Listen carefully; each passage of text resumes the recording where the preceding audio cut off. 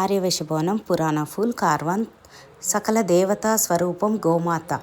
సమస్త దేవతలు గోమాతలో కొలువై ఉంటారు.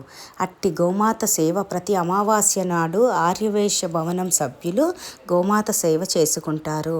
తదనంతరం ఆర్యవైశ్య భవనంలో ఎంతో గౌరవంగా భవనం ముందు వచ్చిపోయే వారికి అన్నదానం చేస్తున్నారు. అన్ని దానాల కన్నా అన్నదానం మిన్న అన్నారు. కాబట్టి వారు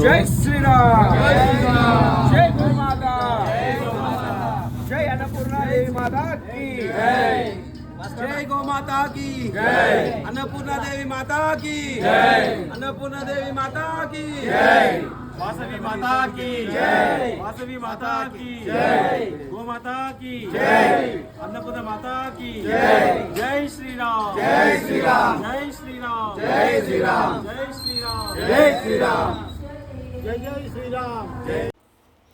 వ్యాపారం అంటేనే గుర్తొచ్చేది ఆర్యవైశ్యులు. ఆర్యవైశ్యులు అంటేనే వ్యాపారం, వ్యాపారం అంటేనే ఆర్యవైశ్యులు. అట్టి వ్యాపారంలో ఎంతో బిజీగా ఉన్నప్పటికీను మా సంఘం యొక్క సభ్యులు సంఘ సేవకు ఎంతో ప్రాముఖ్యతనిస్తారు.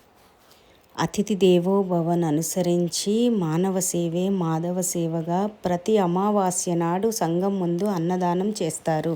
మా సంఘానికి గత 6 సంవత్సరాలుగా చిగుర్లపల్లి గోవింద్ గారు కోశాధికారి పదవిని తన పూర్వజన్మ సుకృతంగా భావిస్తూ తన సేవలను సంఘానికి ఎంతో సంతోషంగా అందిస్తున్నారు.